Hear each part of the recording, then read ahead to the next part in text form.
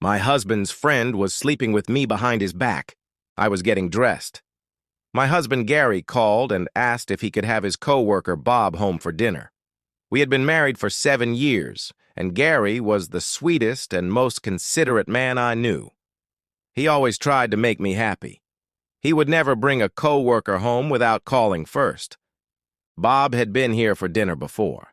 It was the 3rd time in the last 2 months. I'm sure he would have talked Gary into inviting him to dinner. He was one of those big, arrogant guys. He was nice enough, but he had a sense of entitlement about him. My husband is a nice guy, but not as dominant. I knew Bob had a thing for me.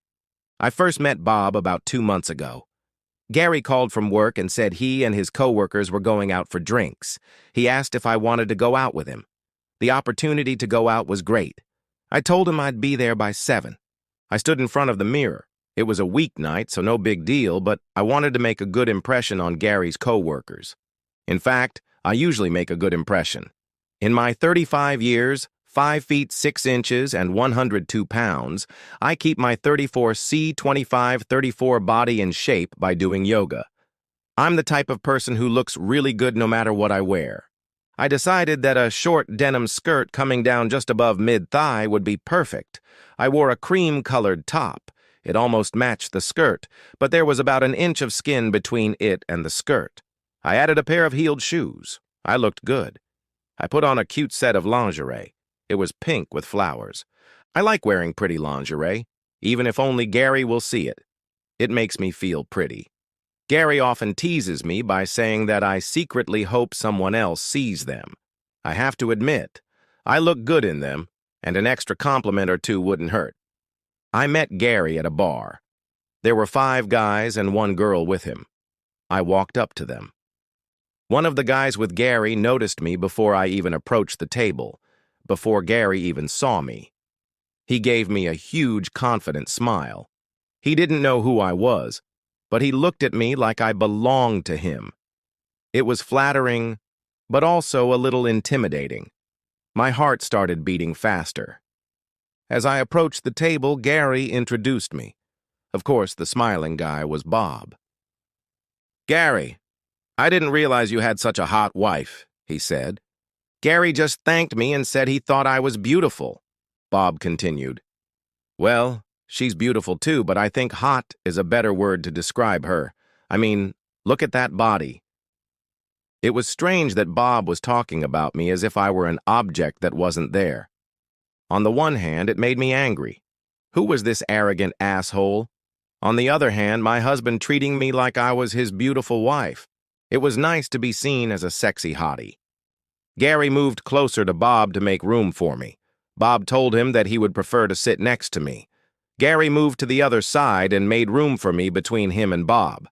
As I slid into the booth, my skirt was pulled up a little. I noticed that Bob's eyes were fixed on my legs. I felt embarrassed and tried to pull my skirt down, but it wasn't going anywhere. Bob noticed this and said, "That's better anyway. You could actually pull it up and show more of your legs." Everyone at the table heard him and laughed. They teased him, saying that Bob was such a stud and took his words as a joke. They didn't notice the way he looked at me when he said it. I did, though. It made me wince. A little dangerous. But I was safe here. Bob turned to Gary. "Wow, where have you been hiding her?" "She has great legs." Gary replied that he was very lucky. Bob continued. "Lucky, that's for sure. How else would a guy like you get a hottie like that?" Everyone laughed at Bob's joke. Bob's hand came down on my thigh. I didn't want to make a scene, so I made a joke by slapping his hand and telling him that those legs belonged to Gary. Everyone laughed again. We sat like that, laughing and drinking. Gary was getting drunker and drunker. I saw Bob buying him extra beer. It was all good. I knew I could make it home. Bob often talked to everyone about me as if I wasn't there. I felt like he saw me as an object, but everyone laughed and so did I. I don't know exactly why I felt uncomfortable. I should have been angry, but part of me was flattered. As the night went on, everyone left. It was just me, Bob, and Gary. Gary had too much to drink. I told him we had to go and asked Bob if he would watch Gary while I went to the bathroom. He just laughed. When I came out of the bathroom, Bob was standing there. That made me nervous. I don't know why. I mean, what he could do in public. He was bigger than my husband. Broad chest, big hands. He made me feel small in comparison. He stood very close to me. My breasts were almost touching his chest.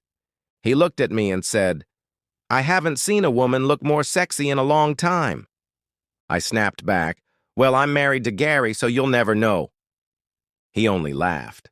That laugh unnerved and excited me. It made me a little uncomfortable. I turned to walk past him. He grabbed my shoulder from behind and pulled up my skirt as I passed. "I knew you had a great body," he said. I pulled away and headed back to the table.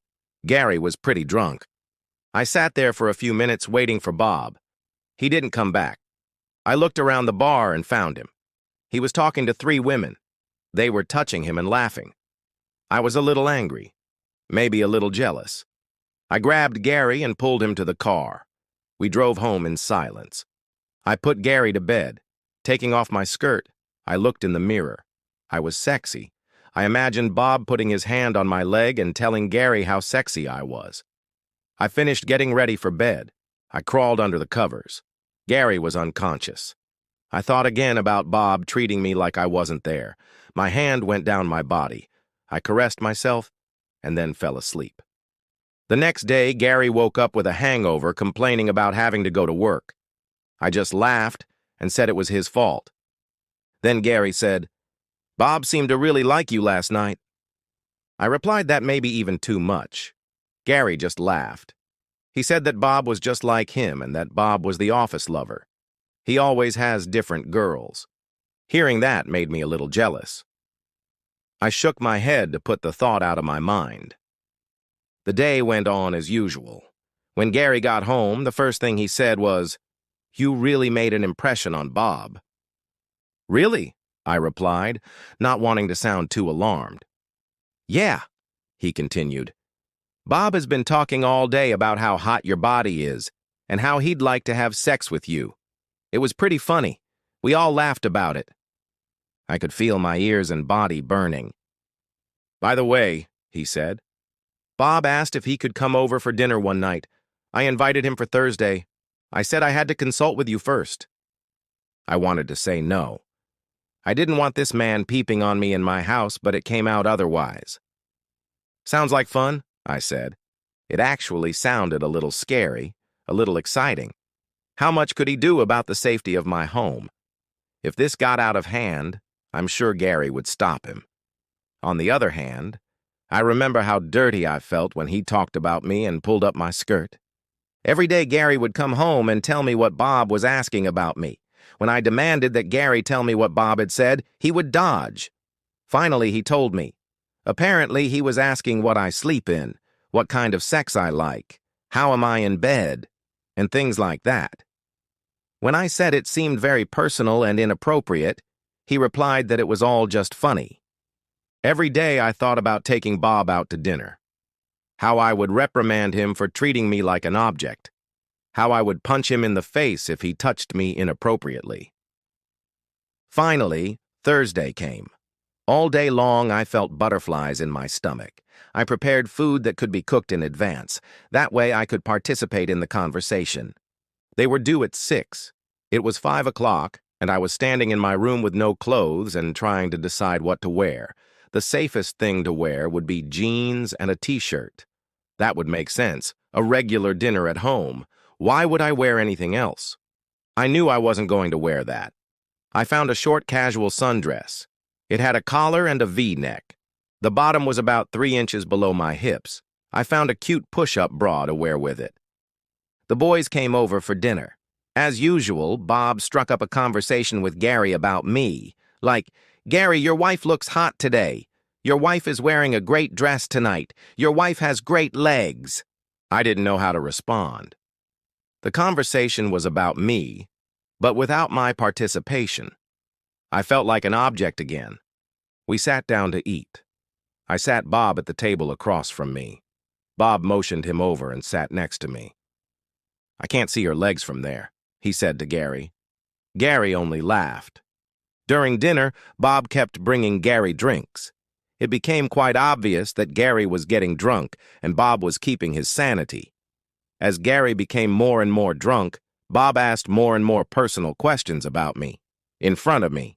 "So, Gary," he asked, "how often do you make love to that hottie? Does she scream in bed?" I didn't want to make a big scene, but I told the guys it was inappropriate and awkward, and I wished they'd stop.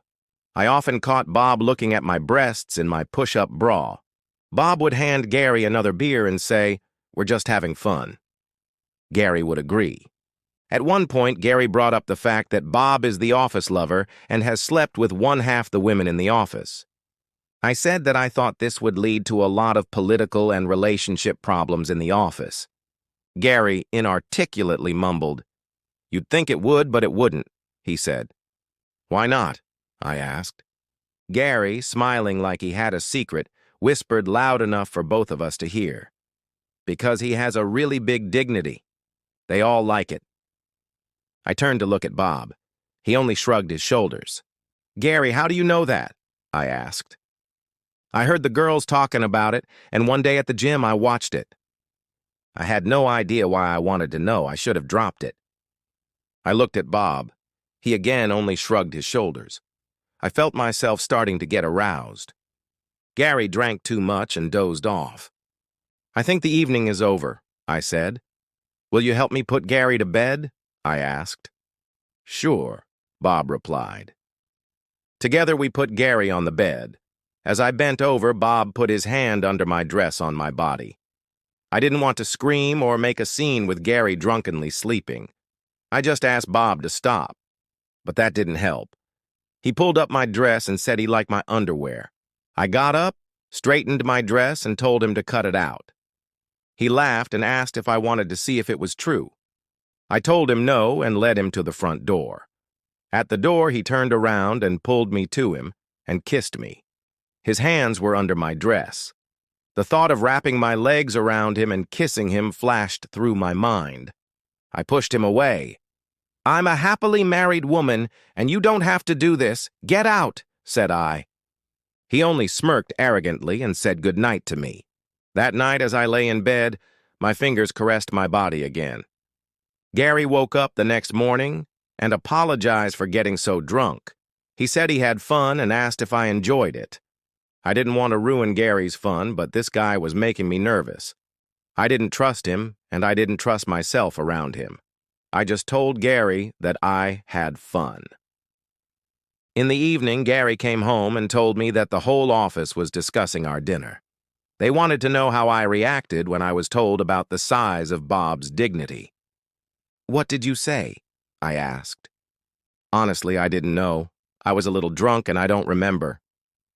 "Well, from now on, just tell them I'm your wife and we don't approve of that kind of talk," I said. "Give me a break," Gary said. "This whole thing is just fun." About 2 weeks later, he invited Bob over for dinner again. "Again?" I asked. "He was just here." "Yeah, I know, but he's so much fun to be with, and he's always talking about how much he likes you. You guys are always fun together." I don't know if you could call it fun. I felt like a mouse in a big maze wondering how long I could hold on until the cat caught me. "Okay," I said. Gary was still telling me what Bob had said about me at work, about how hot I was and how Gary didn't deserve such a hot wife. It was all fun, of course. Dinner night came.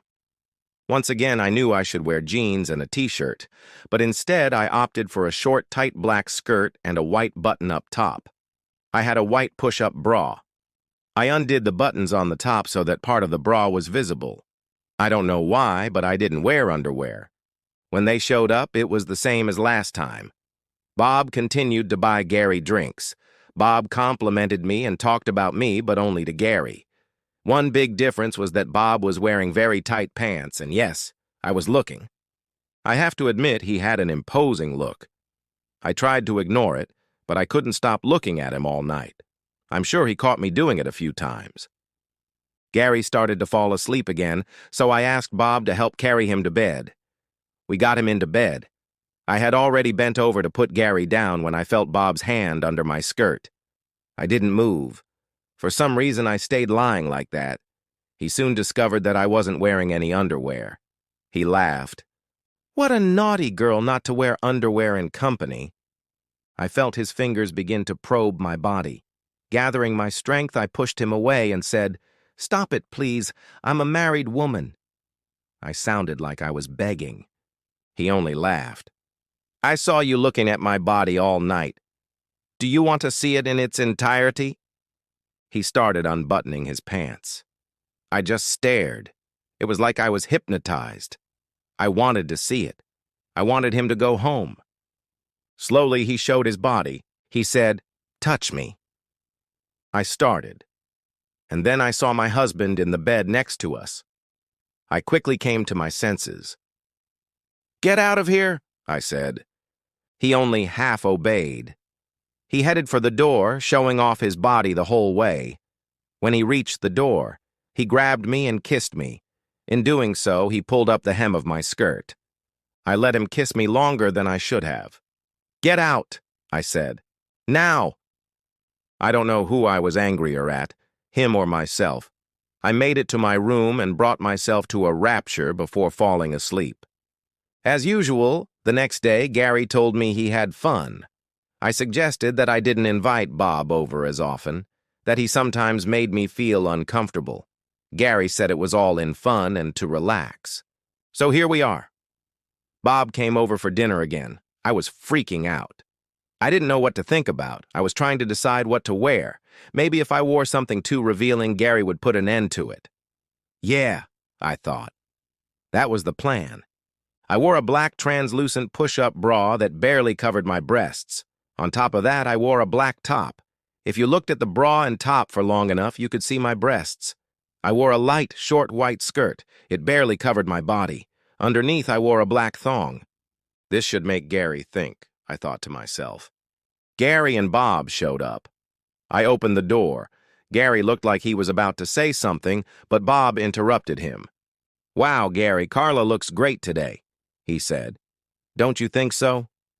Again, he wasn't addressing me. He was turning to Gary.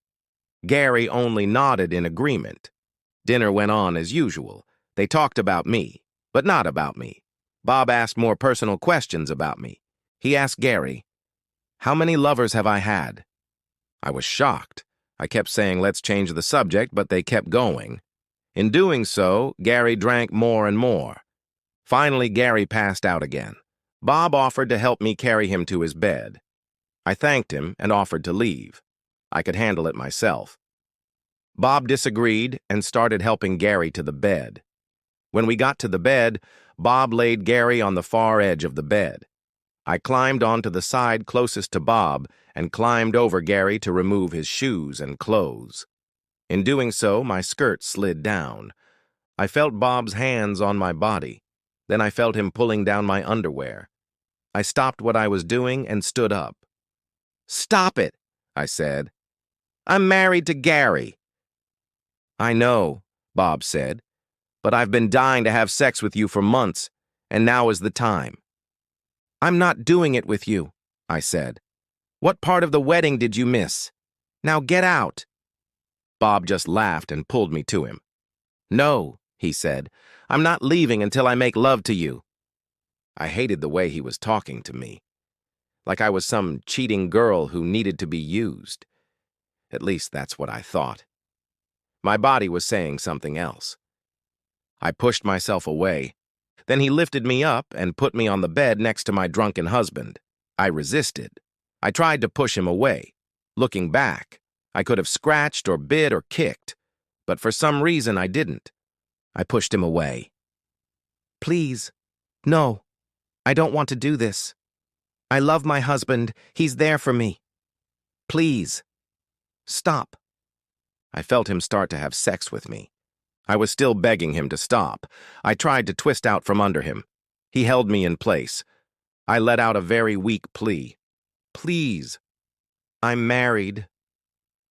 The last word vanished into thin air and he continued to have sex with me. And then I remembered. Gary had a vasectomy a year ago. I hadn't been on the pill in 6 months.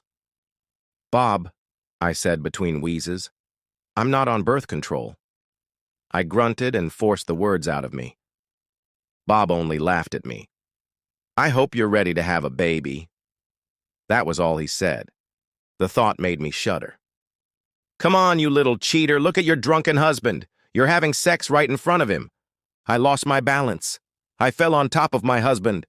He just mumbled and went back to sleep. I caught my balance again. I didn't realize anything. I just kept enjoying myself. Afterwards, Bob laughed. "Enjoy your husband again." I knew I wouldn't. I will love my husband, but I need Bob. Bob left. I fell asleep. Gary woke up before I did. He noticed I was having sex. Wow. We must have had great sex last night. I just kissed him. 2 weeks later, I did an EPT in the bathroom. The result was positive. The end. Subscribe to my channel. Thank you.